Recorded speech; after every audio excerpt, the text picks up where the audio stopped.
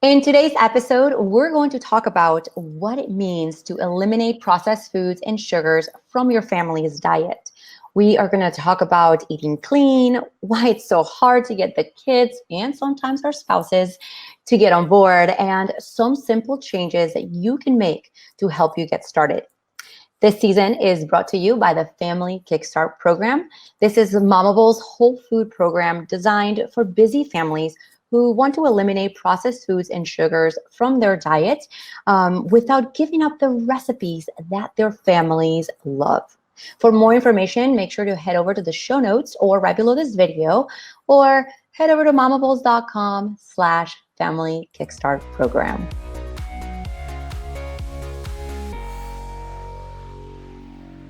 All right, so Paula, let's get started with this awesome podcast. I know that you and I have talked about this as we create content and recipe for the sites and our YouTube videos.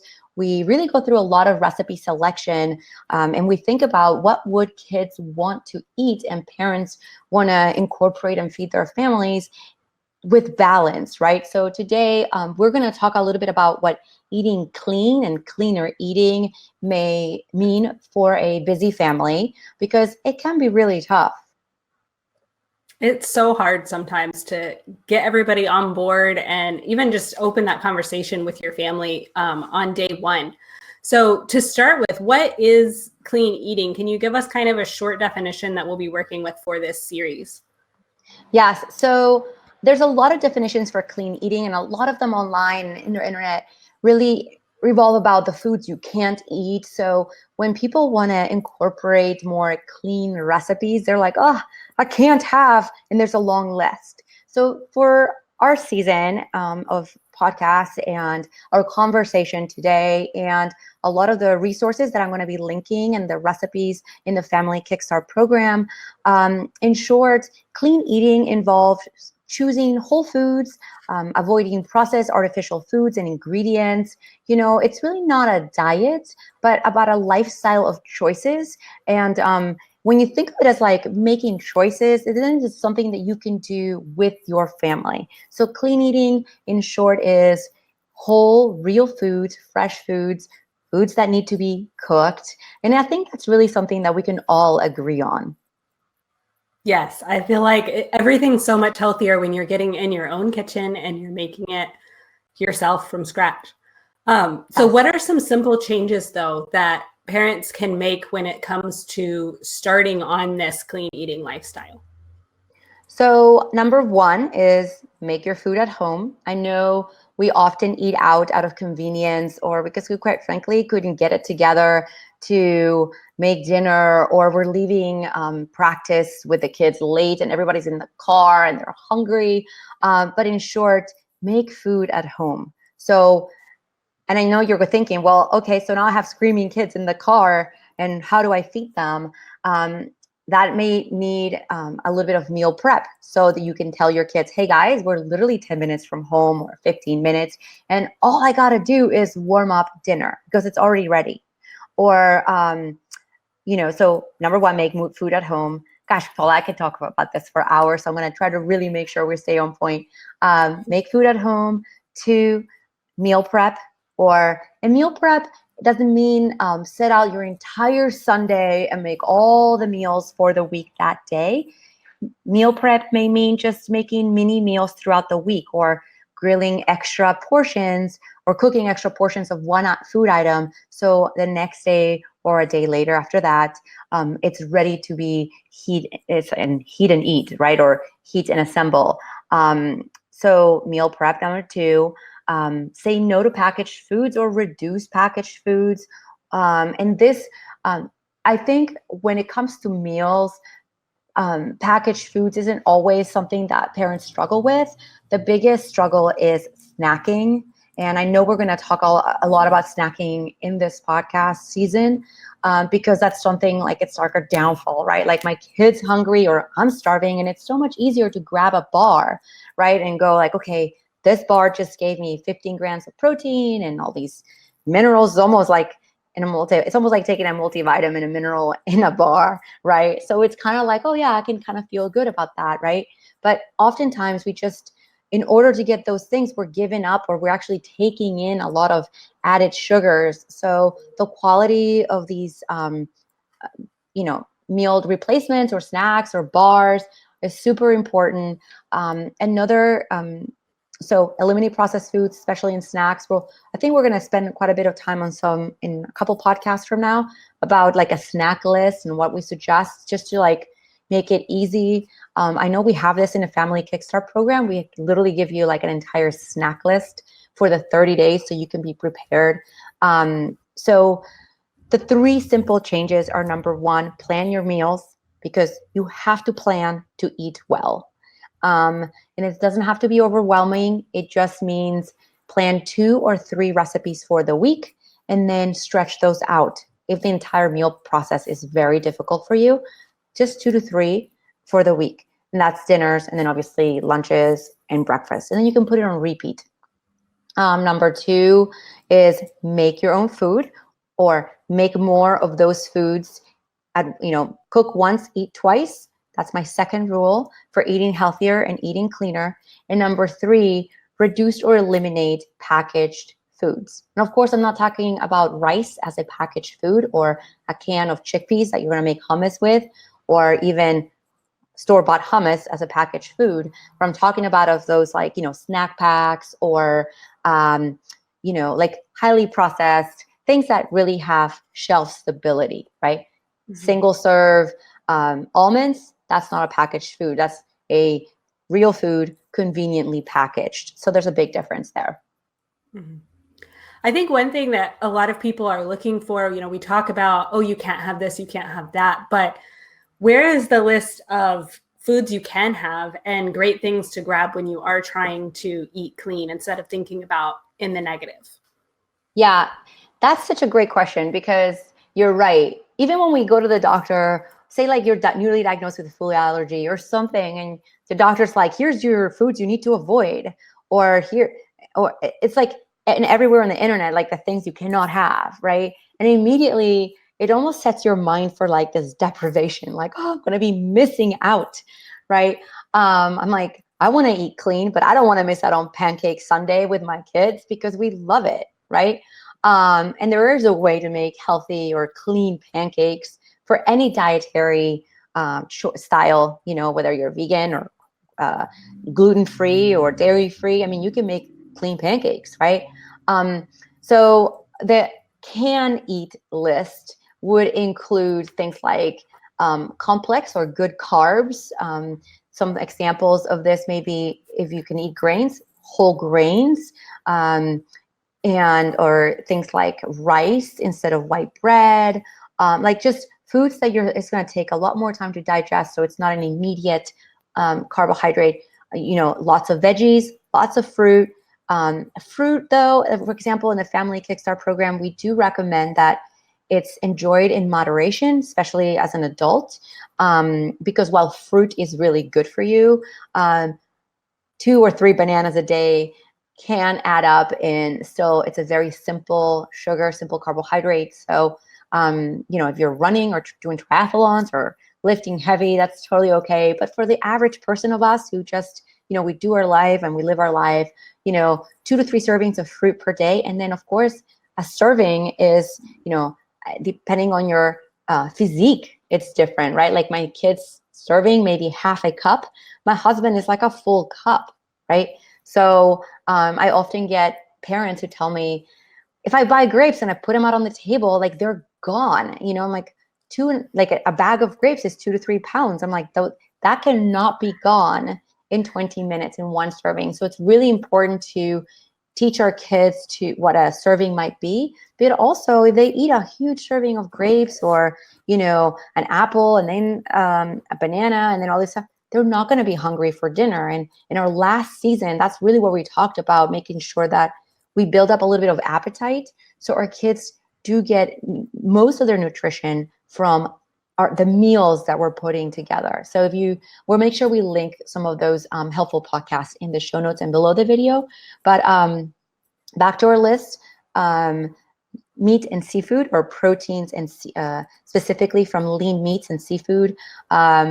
Whether you eat red meat or not, or pork or not, or chicken or not, There are a lot of benefits from getting a lot of protein, not a lot of, I'm sorry, getting the nutrition that animal protein brings. There's a lot of amino acids and different proteins that plant protein just doesn't provide. So my vegan and vegetarian friends, they often make sure that their bodies have a lot of supplements and they're receiving everything that they need. So that's really important. Eggs, if you can have eggs are an excellent source of protein, and they just have a lot of omega-3s and bone building minerals and vitamins. So I really like eggs. I don't limit, obviously we're not eating like 5 eggs a day, but I don't limit like eggs to twice a week or anything. Like I think at my house, we probably have eggs once a day, most of us. Full fat dairy, if you're going to have dairy, I recommend full fat dairy because, or at least 2%, because the fat in dairy helps you absorb some of the minerals and vitamins and that milk or dairy products provide. Of course, in moderation, because we really don't need that much. And a lot of people are dairy intolerant. They'll get they'll eat broccoli instead, and they get, not only do they have some of those bone building minerals and benefits from that milk also provides, but all the greens. So finding a good balance is great. Also, coffee and tea, warm beverages, unsweetened beverages is super important. If you can't have caffeine, decaf coffee as well. But mostly, I try to keep it to real food ingredients. Think if all of this box things in a grocery store were eliminated, what would you be left with? Well, the stuff that comes either from an animal, from the ground, from the soil, really, that's fresh, that doesn't have a long lifespan, would be my answer. I love that, because as you're talking, I'm getting hungrier and hungrier. And that doesn't normally happen in a conversation about clean eating. That's amazing what happens when you talk about the do list instead of the don't list. I know. I'm in my head, I'm like, and oftentimes people think I got to eat clean, so I need to eat a salad every day. And I'm like, no, you can have an awesome slow cooker vegetable soup, or, there's so many things that you can eat that it's fulfilling, that brings a lot of nutrition. I mean, the recipes are out there for the most part. If it doesn't require you to add cream of or canned this or something that's, again, packaged, this is this is no joke, but one of my first recipes and I know I go on tangents, you guys, I'm sorry, but I've been doing this for 10 years and I'm like, oh, there's so many examples. But I remember that I was telling my husband years ago, I was like, oh, I just wish there's a beef stroganoff that was clean, because I remember when I first came to the United States, one of my high school friends, I went to her house and I went to eat this creamy dish of pasta with meat, and it was so delicious. And I asked her mom, I'm like, what is this? I want my mom to make this, And she's like, oh, so she walks over to the pantry and pulls a box. And I was like, wait, what do you what else, what's in it? She's like, you just put this, some milk and meat. And I was like, I looked at my plate, I'm like, what? Well, so I told my husband years ago, I'm like, I've got to come up with a clean version of beef stroganoff, And he was like, that is so random. I was like, well, that was one of the first packaged boxed meals that I tried when I came to the States, and it was implanted in my head, but my kids actually really love it. So I think the key is to find those recipes that are family favorites and figure out a way how to make them simpler without the need of a box. And what's great is nowadays there's tons of freezer meals, you can just prep it a few times and freeze it, and then you'll have a family meal for later. So there's so many ways to shortcut our way to eating clean that we often forget how doable it is, right? It's not about day-to-day cooking. It's more about batch cooking and how do we make it simpler so we can succeed, And that's why I call it a lifestyle and not a diet. Right. So how do you do that when it comes to meal planning where you aren't feeling restricted, but you're feeling like you really can cook the things that your family loves? So let's see. What I try to do, we talked in the previous seasons about theme nights or meal planning as a whole.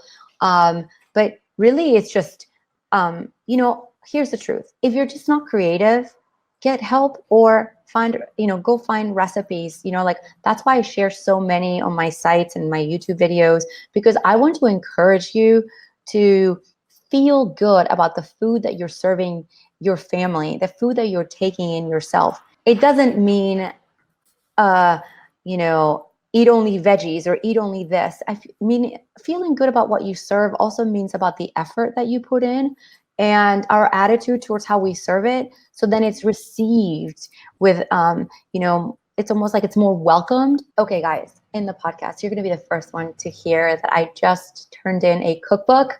It's all about clean treats. So the cookbook's called Clean Treats for Busy Families. They're, of course, also in Family KickStart Program. I made sure to include treats because I really feel like the restriction comes in where we're like craving something, usually sweet, and we, quote, can't have it, right? So I make sure that once a week or twice a week, there are some treats that the kids can make. They're easy recipes. So I'm going to apologize now if you guys hear any kind of buzzing noise in this podcast. It's because I'm at my office and not in a sound studio because we had some technical difficulties and our office is all windows. But anyway, I swear I am on task today. Clean tree, not feeling left out.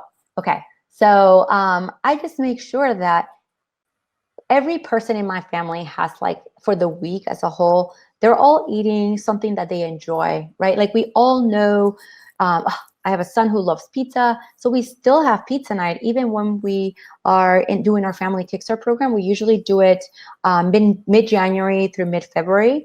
Like I don't start January 1st with my family just because we have so much going on. I'm like, who says you got to start on the 1st? Anyway, so every week I make sure that I incorporate things that they still enjoy eating. It's not about eliminating everything and serving them. All these new foods are like only mom likes because they're, quote, good for you, the biggest, some things that are obvious is that maybe they're not so obvious that are really kind of filled with a lot of ingredients are things like bottled salad dressing. Uh, Bottled salad dressing actually, or in meat marinades and sauces, they have a lot of sugar. And because, I mean, just think about how long they last in the pantry. So I would try to make my own vinaigrette once a week. Just put in it's like so simple. We all have mustard in the fridge. We all have olive oil. We all have, Italian season. Like we all have the stuff. We just have to put it in a jar and shake it up. So a good vinaigrette to have on hand is really important. And it might transform your salad dressing, actually. I mean, your salad experience, or a good homemade ranch. You can also do that.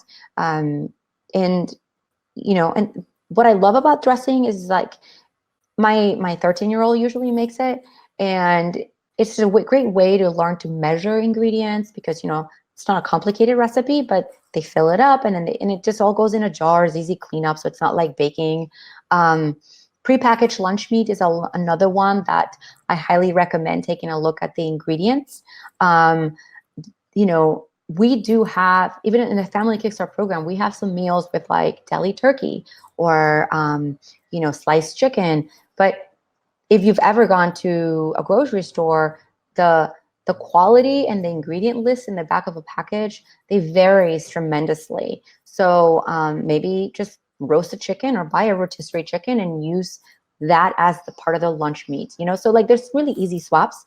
But look at lunch meat. Of course, substitutes. And what I mean by substitutes, like a lot of dairy-free alternatives or vegan alternatives or gluten-free alternatives or the lower fat version of an ingredient. If you look at the back of, there's only one brand of sour cream I really buy because it's literally cultured cream. and it's not expensive and it's very popular, and you don't have to go to Whole Food to buy it. But if you look at the back of the, sour cream tub for the whole fat, the full fat one and the non-fat or the low fat, like the ingredient list goes really long. So if you're trying to eat cleaner, it's about eating the food at its original state. So these substitutes, or like a meat substitute, for example, it may be a great alternative if you are on a vegetarian diet or a vegan diet. But at the end of the day, look in the packaging. There's so many added ingredients. So that maybe you're just better off eating a can of, maybe using canned beans for a recipe instead of, textured soy protein, for example. So substitutes is another big one. I try to, of course, there's always different objectives to eating clean. I think at the early stages, we're all trying to just eliminate the processed stuff, which means cleaning up what we're eating or taking in. And then there's the maintenance mode, meaning like if you kind of eat a pretty healthy diet but want to like tweak a few things, it's really about looking in your pantry and seeing like, what can I substitute this with that, right? Like in my house, I'm going to be honest with you guys, and you probably already know, I think I've mentioned this before, that ketchup for one of my kids is practically a vegetable. Like he loves ketchup. So I actually have a recipe and a video on how to make ketchup, because I can eliminate the added sugar that ketchup has, like a lot of sugar per tablespoon. You're like, oh my gosh. And if you're like, my kid will serve himself like 2 tablespoons or something, like, so if you're buying store-bought ketchup, spend a little bit more, but look at the back of the ingredient list. The 89-cent ketchup for a huge bottle, it's probably not going to be as nutrition. It's probably going to have more sugar than the slightly more expensive one. Or pancake syrups. They're not all maple syrup, so some are literally high fructose corn syrup made to look brown, and other is real maple syrup. So if you are still eating some of these natural sugars, making sure that you use the ingredient in its most natural state is super important. So all of this sounds...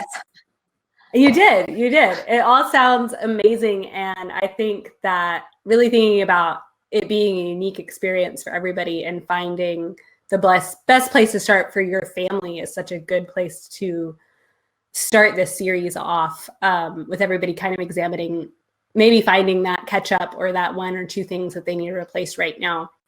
Yeah, so for the whole point of today's episode, you guys, is for you to just kind of like turn on the switch and start thinking about, what does it mean to eat clean? Or what would it mean for your family? Like maybe it means like you maybe have your headphones on, and you're standing in front of your refrigerator. Go open it and look, what are some of the things, just by looking at this refrigerator, that I could either, quite frankly, eliminate, or maybe just buy a slightly better version and use less of it. Or maybe do the same thing in your pantry. Right now it's right after, we're recording this right after the holiday season. My pantry is to the brims with like baked things that are left over from parties and hosting, that I really need to take a serious look and go, is this the way I want to eat every day for the next couple of months? Because there's so much stuff in there. And if you don't, either just donate it, give it, or throw it out,